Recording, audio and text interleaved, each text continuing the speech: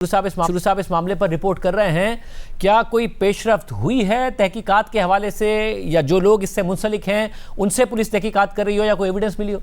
देखें, जो इसका मोबाइल फोन था वो मुकम्मल तौर पर अनलॉक नहीं हुआ, उसकी फॉरेंसिक रिपोर्ट आ चुकी। इसी तरह जो इसकी वॉच का आपने जिक्र किया, उस वॉच के अंदर भी जो है वो तफसीलात सामने आ गई हैं। उसमें एक लिस्ट जो है वो पुलिस के हाथ लग गई है, जिसमें मुख्तलिफ लोगों से जो पैसे तलब किए गए थे, मांगे गए थे, उनकी तफसीलात पुलिस के पास पहुंच चुकी हैं। पुलिस की जानिब से ये दावा किया जा रहा है कि 2 भाइयों समेत तकरीबन 12 अफराद जो हैं उनका डेटा इकट्ठा कर लिया गया, जिन लोगों से मीर रजा अली ने जो है वो मुख्तलिफ मकामात से मुख्तलिफ औकात में मुख्तलिफ टाइमिंग्स के अंदर पैसे मांगे। एक ऐसा स्क्रीनशॉट भी पुलिस को हासिल हो गया है, जिसमें जो है वो 25 जुलाई को एक मैसेज किया जाता है और उसमें जो है वो 2 करोड़ रुपए तकाजा किया जाता है और ये कहा जाता है कि इसको मैं मजीद जो है वो बढ़ाकर पैसे वापस कर दूंगा। तो इट्स मीन के मीर रजा अली इस 1 से 2 रोज के अंदर पैसों के लिए परेशान नहीं था। अगर 25 जुलाई को ये रकम का तकाजा जो है वो किया जा रहा है और उसका स्क्रीनशॉट मिल जाता है, तो इस हवाले से फिर 29 जुलाई को वो लापता होता है और वो जाता है और तमाम तर सीसीटीवी सामने आती है। तो ये 4-5 रोज से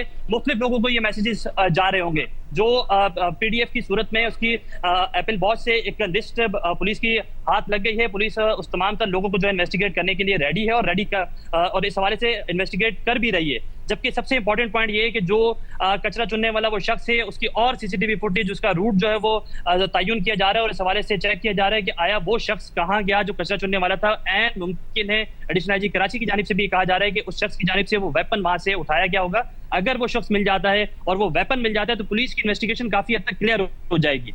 लेकिन फिर सवाल वही आएगा कि मेडिकल रिपोर्ट क्या कहती है। तो मेडिकल रिपोर्ट के लिए अगर दोबारा से मेडिकल करना है, फिर उसमें मजिस्ट्रेट की पावर चाहिए होगी, मजिस्ट्रेट जो है उसको ऑर्डर करेंगे, फिर कब्र कुशाई होगी, एक लंबा प्रोसेस सामने आएगा। लेकिन उस प्रोसेस के साथ साथ ये जानना बहुत जरूरी है, सबसे इंपॉर्टेंट पॉइंट जो इन्वेस्टिगेशन या तहकीकाती टीमों की जानिब से रखा जा रहा है वो यही रखा जा रहा है कि स्पॉट पर जो वेपन गायब हुआ, जो खोल गायब हुआ, या फिर जो खून के नमूने वहां कम मिले हैं, इसकी इन्वेस्टिगेशन होना जरूरी है। इस हवाले से जब हमने ये भी जाना कि सबसे पहले जो क्राइम सीन यूनिट की टीम थी वो स्पॉट पर पहुंची थी, उसकी जानिब से जो चीजें इकट्ठी की गई, तो क्या उसकी जिम्मेदारी बनती थी कि खून को जांचना कि वहां खून की क्वांटिटी कितनी है, या फिर ये लाश जो सेकेंडरी कंपोनेंट है या प्राइमरी कंपोनेंट है वो यहीं से है। तो इस हवाले से ये बताया गया कि मेडिकल बोर्ड की जो टीम होती है अमूमन इस तरह की हाई प्रोफाइल केसेस में वो खुद स्पॉट का विजिट करती हैं और वहां से जायजे लेती हैं। तो पुलिस की जानिब से ऐसे लग रहा है कि वो ब्लेम गेमिंग जो है वो मेडिकल बोर्ड को किया जा रहा है। मेडिकल बोर्ड की जानिब से कहा जा रहा है कि पुलिस की जानिब से जो है वो उन्हें प्रॉपर चीजें जो है वो फराहम नहीं की गई। गुज़िश्ता रोज भी हमने कहा था कि दोनों टीमों को साथ मिलकर काम करना होगा, तो ही जो है वो इसकी इन्वेस्टिगेशन मजीद बेहतर हो सकती है।